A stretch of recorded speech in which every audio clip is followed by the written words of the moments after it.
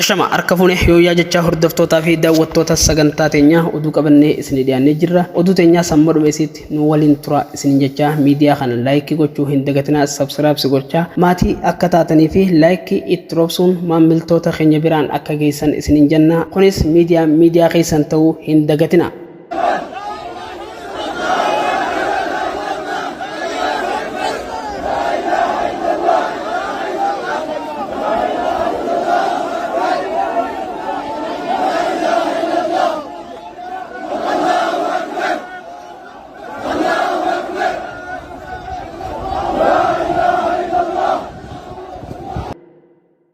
Egaa oduu keenya jalqabaatiin akkuma baratame guyyaa kaleessaa magaalaa Finfinnee dabalatee Oromiyaa bakkoota hedduu keessatti hiriirri mormiidha gaggeeffamee jira. Hiriirri mormii masgiida diiguun haa dhaabbattu, quraana mancaasuun gubuun biyyee irra garagalchanii joozariin irra deemuun haa dhaabbattu kan jiru. Oromiyaa bakkoota hedduu Baalee, Dodolaa dabalatee Harar akkasuma magaalaa Finfinnee masgiida Anawaar keessatti hiriirri mormii godhameen humnoonni mootummaa Itoophiyaadha kan yeroo namni tokkos gabbee gocha tokko balaaleffate dhukaasa malee waan biraa hin beekne uummata nagaa salaata jummaa isaanii fixate gara mana isaanii deemuudhaaf deeman ofiif dhukaasa bananii uummata okkaratti naqanii akka waan uummanni hiriira bee godhuun isaanii beekamee jira. Akkuma majlisni naannoo Oromiyaatii fi magaalaa Finfinnees kan federaalaas dabalatee jarri sadeenuu walta'insaan namoota sadiif ofirraa bakka buusuudhaan nama 9 horee majlisa Oromiyaa fi Finfinnee fi federaalaa dabalatee waliin ta'uun hiriirri guyyaa jimmataa akka hin jirre uummata hubachiisuun masgiidonni kamuu hiriira kan goone eega wal hubachiisanii booda dhimma gaggeeffamaa jiru mari'annee furmaata tilana dadhabnummoo isinitti dabarsina jechuun ummata beeysanii ummannis ajaja kana fudhachuun salaata jummaa salaatuun wayita isaan salaata isaanii fixatanii gara manaa galuuf qophaa'aa jiranitti humnoonni mootummaa masgiida Anawaaritti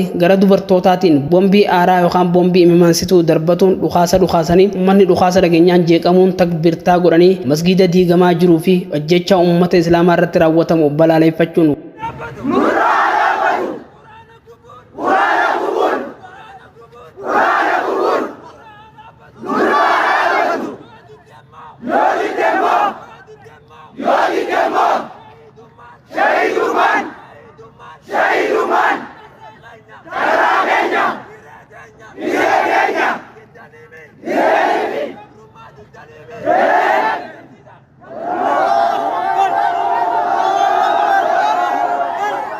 humnoonni mootummaadhaa kan ofii hokkara jalqaban ummatatti kallattiin dhukaasaniin lubbuu nama 3 dabarsuu warri lubbuu namaa balleesse himuun gama biraatiin ammoo namoottan du'an hedduu ta'uu fi kanneen miidhaman hedduun jiraachuun gabaafamee jira. የተጎዳ ሰው ይዘንዳ እየከለከሉ ነው።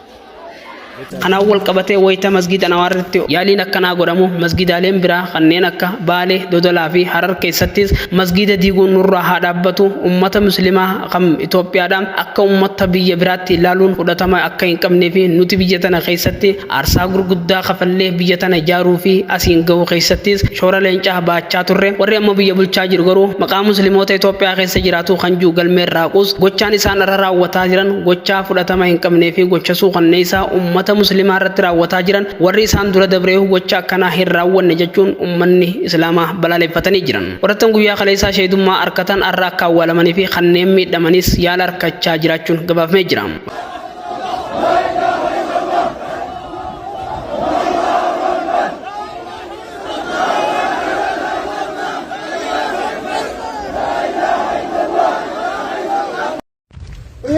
ማንም ሰው ቢመጣ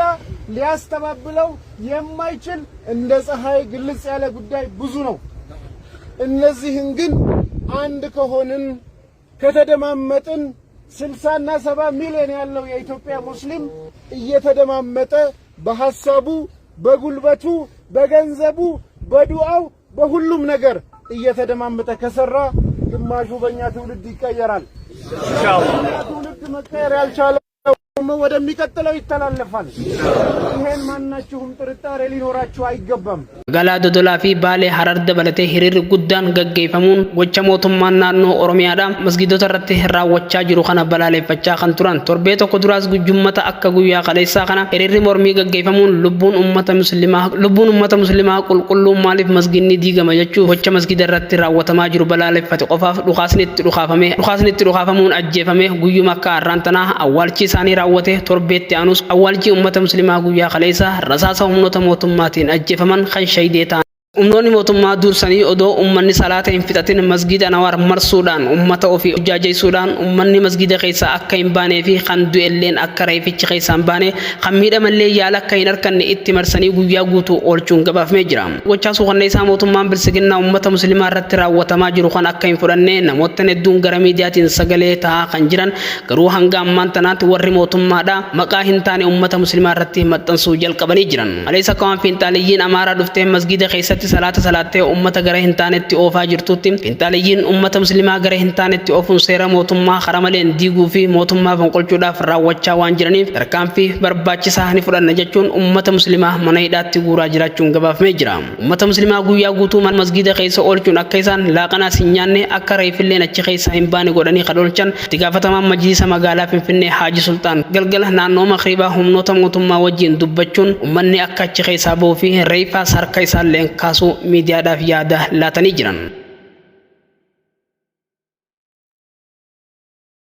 Humnoonni mootummaadha gocha uummata irratti raawwataa jiran kana akka irraa of duuba deebi'aa hin jirree fi jimmata dabre guyyaa akka kaleessaa uummata irratti dhukaasanii ajjechaa raawwatanii awwaalchi uummata musliimaa kan jimmata dabrees guyyuma akka irraa torbee akka irraa manni musliimaa marii gaggeessaniin diigumsi masgidaa akka dhaabbatuu fi kan diigame bakka buusaan akka kennamtuu fi kaasaan qabeenya masgidaa akka kafalamtu walii galanis mariirra odoo jiranii otoo torbee hin guutin itti deebi'uun mootummaan naannoo Oromiyaa masgida biraallee akka diige jiraattonni himanii jiran. Kanaan wal qabatee uummata ofiifu kuttee irratti jiru kan ulamaawotaa fi majlisa irraa dhimma biraa eeggachaa jiru maal nuunjaan maal dubbachuudhaaf deeman jechaa jiru ofiif kanniisa gaagura harka kaanii ofitti giddiganii ummataatu rakkoo qaba jechuun fudhatama akka hin qabnee fi bakkoota adda addaatti guyyaa kaleessaa jummaa masgidan hedduu keessatti guyyaa kaleessaa khutbaan gizee godhamtu waa'ee dhimma masgida diigamuurraa akka godhamtee fi mootummaan biyya bulchaa jiru dhimma khutbaa masgidarraa godhamtu kan akka hin fudhannee fi sheekotaa fi ulamaawota hedduu dorsaa akka jirus kanaan dura simne turre ammas gocha kun itti fufuun namoota jajjabaa miidiyaa irratti beekaman ulamaawotaa fi ustaazota hedduu dorsaa akka jiran akka isaan miidiyaa irra gabbaanii ummataa fi sagalee hin taane masgidaa fi sagalee hin taane tika mootummaatiin godhaa jiraachuun gabaafamee jira. Waa'ee dhimma majlisaa kanarratti mootummaan Itoophiyaa garee muummee ministeeraa Abiyyi Ahmediin durfamu ministeeronni hedduun dhiyeenya kana marii gaggeessaniis akkaataatti ummata hiriira bittinneessanii fi ummata hiriira kan baane godhan irratti mari'atanii adda galuu malee waa'ee dhimma masgidaa irratti waliin mari'achuus ta'e masgiidni deebi'amee akka ijaaramuu fi kaasaan masgidaa akka kafalamu irratti waa tokkollee akka hin dubbatanii fi ofittisuudhaaf jecha uummanni musliimaa dhiibbaa aangoo isaanii irratti akka hin finne qofa irratti mari'achaa turuun gabaafamee jira.